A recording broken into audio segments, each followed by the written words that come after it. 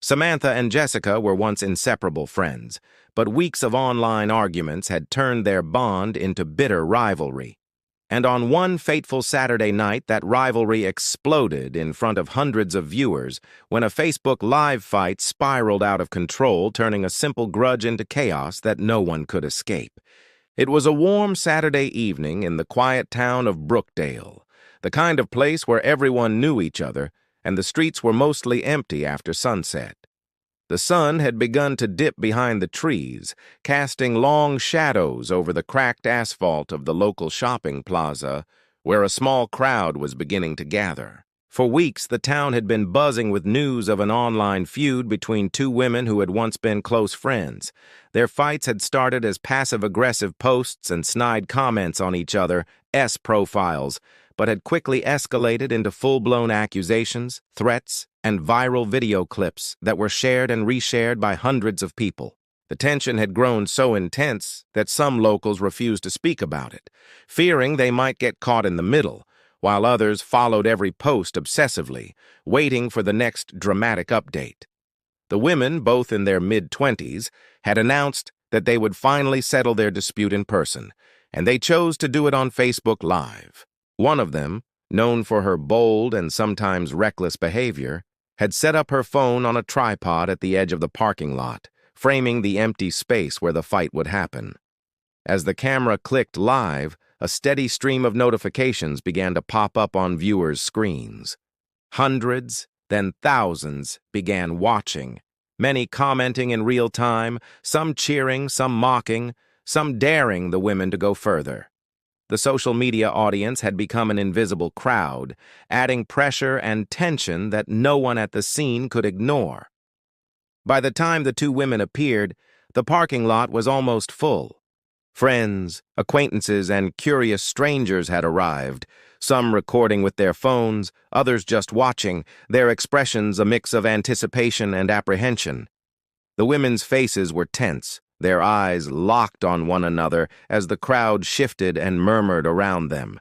People were pushing forward, trying to get closer to the center, to capture the most dramatic angle for their own social media posts. The energy in the lot was electric, like a storm ready to break.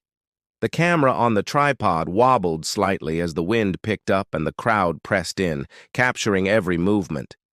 The tension was almost tangible, a thick weight that hung over the gathering.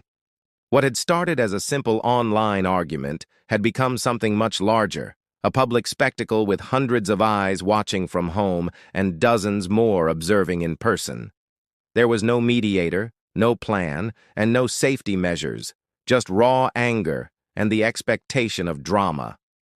Every gesture, every step, every glance was amplified by the camera, and the women seemed aware that their every action would be seen, judged, and remembered. As the minutes passed, the crowd grew louder. Phones were raised high, live stream comments poured in, and the women circled each other cautiously, the tension mounting with each step. Then, unexpectedly, the quiet night was interrupted by the headlights of a car approaching from the far edge of the lot. People instinctively stepped back, unsure of who it was or what it meant. The live video captured the sudden intrusion, shaking slightly as the scene shifted, but nobody realized the full significance of the vehicle. The women remained focused on each other, unaware that the presence of someone else was about to turn a heated argument into something far more dangerous. The anticipation, already thick in the air, had just become a powder keg, waiting for a spark that no one could have predicted. While the crowd focused on the growing confrontation, there was someone watching from the shadows, completely unnoticed. Curtis, a man in his late 20s, had been following the online feud closely for weeks. He wasn't a stranger to the women involved. He had dated one of them months earlier, and the breakup had left a bitter mark on him. Every post, every angry comment, and every clip of their online arguments had fueled a sense of humiliation he couldn't shake. He felt as though the world had been laughing at him behind his back, and the live fight was his chance to step back into the center of attention. Not just to watch, but to intervene in a way that only he could control. Curtis was not a man known for subtlety or restraint. His past was a patchwork of small criminal offenses, barroom fights, and impulsive acts of violence that had earned him a reputation in the town as someone who should be avoided when angry. That reputation, however, never seemed to prevent him from testing boundaries, and that night he had a plan. He parked his car a short distance from the lot, keeping the headlights off and remaining hidden from view, watching the live stream on his phone to track every movement. Every time the women moved closer to one another, every time the crowd gasped or cheered, his mind raced. This was more than just a fight. It was a stage for revenge, carefully planned but dependent on the chaos unfolding naturally in front of him. Curtis's presence went unnoticed by both the crowd and the women. His figure remained in the shadows, moving with deliberate caution as he edged closer to the lot. He carried with him a weight that no one could sense in the energy of the event. For the people watching online, the fight was a source of entertainment, a dramatic spectacle that could be paused or muted. For Curtis, every second was an opportunity, every frame of the live stream a guide to timing and placement. He studied the crowd, noting which angles were visible to the camera, which people were distracted, and which entrances or exits were least monitored. His awareness of the camera's position made him feel invisible, like a phantom moving in plain sight. As the fight continued to escalate, the two women threw sharp gestures, their anger evident in every movement. The crowd reacted with shouts and jeers, pushing the tension higher. Curtis's car, previously parked out of sight, became a crucial element of his plan. He knew he could not act too soon. The moment had to feel spontaneous, unexpected, and overwhelming. He opened the trunk slowly, revealing the tools he had brought with him, the contents hidden from anyone who might glance in his direction. Every step he took was calculated to avoid detection, yet he thrived on the danger, on the fact that no one could see him preparing. For a moment, Curtis paused, watching as the women circled each other like predators, unaware that a third presence was about to change everything. The live stream captured the fight in real time, thousands of viewers witnessing every tense step, but none of them could see the hidden figure, the man whose past and anger had converged in this moment. As he crouched beside the car, timing his next move, the night air grew heavier, the tension in the parking lot reaching a point where it felt like a single spark could ignite the chaos that would follow. Curtis's mind was fixed, his focus absolute, and the stage was set for a night that would leave the town forever altered. The first real signs of chaos erupted suddenly, and it caught everyone completely off guard.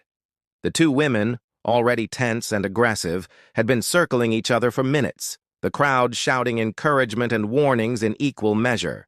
The live stream captured every moment in shaky, unsteady footage as phones lifted higher to get better angles. Then, without warning, a loud crash echoed across the parking lot. It was followed by screams, frantic footsteps, and the unmistakable sound of shattering glass. Viewers at home saw the commotion unfold in real time, their screens shaking as the camera wobbled violently in someone's hands.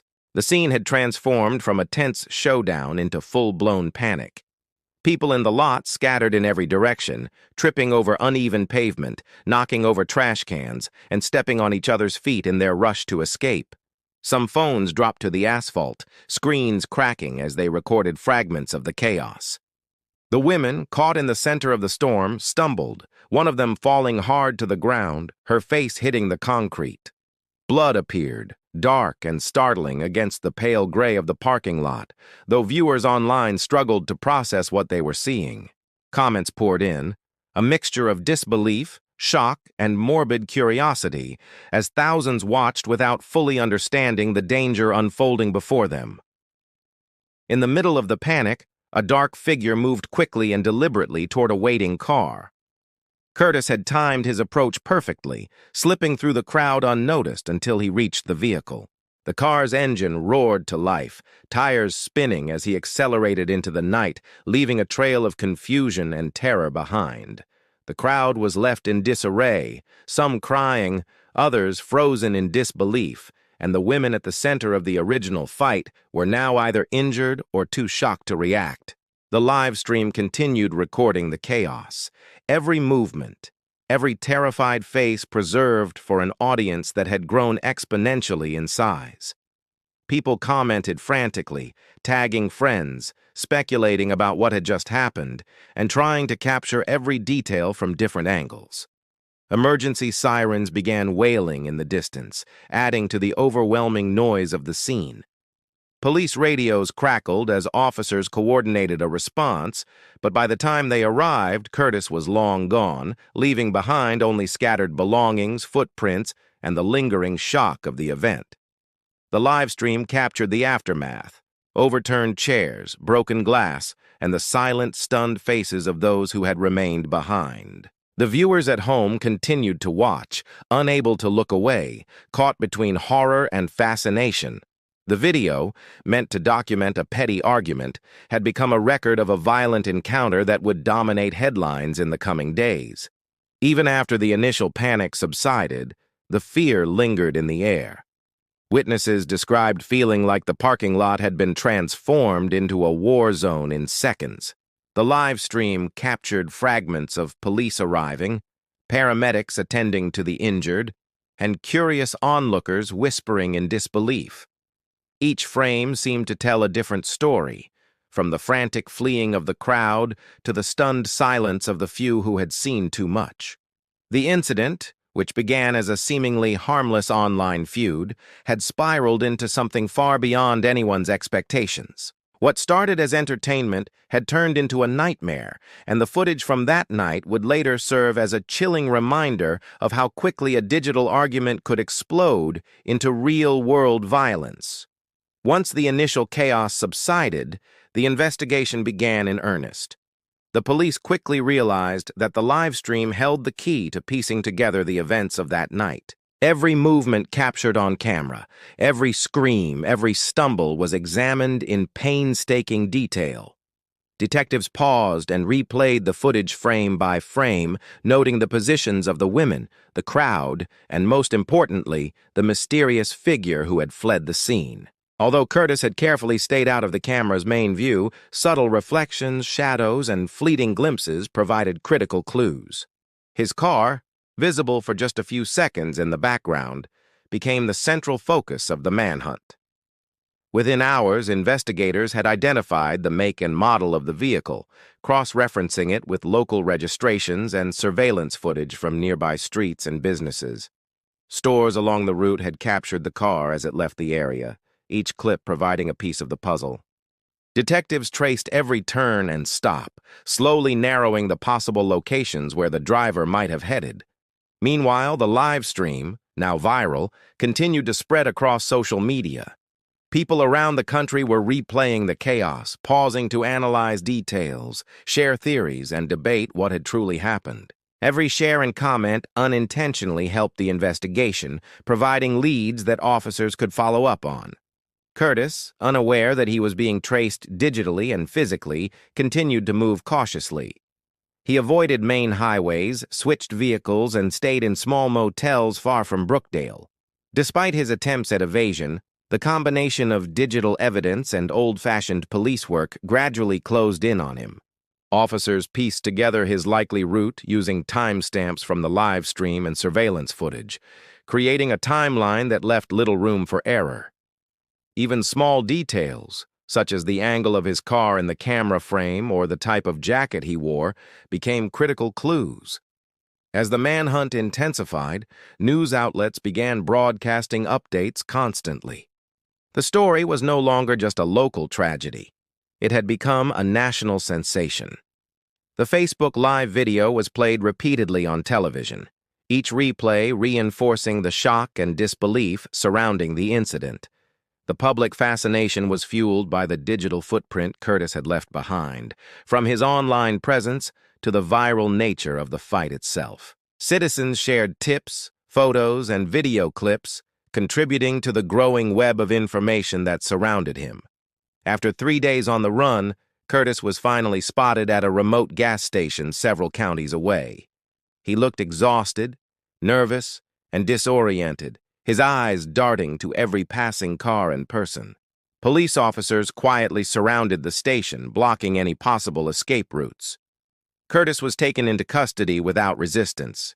In his vehicle, officers discovered items that directly linked him to the events in Brookdale, clothes matching those seen in the live stream, as well as a weapon that confirmed suspicions about his intentions that night. The arrest closed a chapter of uncertainty, but opened another as investigators began untangling the full story behind the Facebook Live incident. Every angle, every frame of the video, every digital breadcrumb had led to his capture, demonstrating the power of combining modern technology with determined detective work. The town, the online viewers, and the wider public were left to process the stark reality that a viral event could have such a terrifying, real-world consequence. The aftermath of the Facebook Live incident left Brookdale forever changed. The small town, once known for its quiet streets and friendly neighbors, became a place marked by shock, fear, and a lingering sense of unease. The parking lot where the fight had taken place was cordoned off by police, its cracked asphalt and scattered debris serving as a stark reminder of the night's violence. Residents placed flowers, candles, and handwritten notes at the edge of the lot, a silent memorial for the chaos that had erupted in a matter of minutes. The event, captured on video for the world to see, became both a warning and a tragedy. Its impact felt far beyond the physical space where it had occurred. The surviving woman, shaken by the ordeal, left town shortly after the incident. She could not bear the constant attention, the whispers, or the fact that her life had been broadcast online for strangers to watch and dissect. Even those who had once been her friends avoided her, unsure how to respond to the trauma or fearful of the attention that clung to anyone connected to the event. The incident had shattered the sense of safety that had defined the town, leaving both witnesses and bystanders to grapple with questions about responsibility, technology, and human behavior. Social media, which had initially fueled the feud, now served as a permanent record of its devastating consequences. Curtis, apprehended after 3 days on the run, faced the full weight of the law. During his trial, prosecutors detailed his actions, using the live stream as both evidence and a tool to reconstruct the events leading up to and during the chaos. The video, once a source of entertainment for thousands of online viewers, became a central piece of the courtroom narrative. Witnesses testified about their experiences, the fear, and the panic that had rippled through the crowd. The jury heard about Curtis's past, his motivations, and the deliberate planning that had turned a digital feud into a real-world disaster. Ultimately, he was sentenced to life in prison, his actions leaving a permanent mark on the lives of those involved and the community at large. The video of the incident remained online for weeks, copied, shared, and dissected by viewers around the world. News outlets replayed the chaos repeatedly, labeling it the Facebook Live tragedy and analyzing the sequence of events in painstaking detail. For many, the footage was both horrifying and mesmerizing, a stark illustration of how quickly modern technology could escalate personal conflict into public disaster. The viral nature of the video sparked discussions about social media, accountability, and the dangers of turning private disputes into public spectacles. In the years that followed, the memory of that night lingered over Brookdale like a shadow. The parking lot remained fenced off, a place people avoided unless necessary, and the story of the fight and its consequences became a cautionary tale for the town and beyond. Residents reflected on how easily curiosity and online fascination could intersect with real-life danger, turning ordinary moments into tragedy. The incident served as a reminder that every action captured online could have consequences far beyond what anyone might expect. What began as a petty online argument had escalated into chaos, leaving scars that no amount of time or distance could erase, and the town, forever changed, carried the lesson with a quiet, uneasy understanding.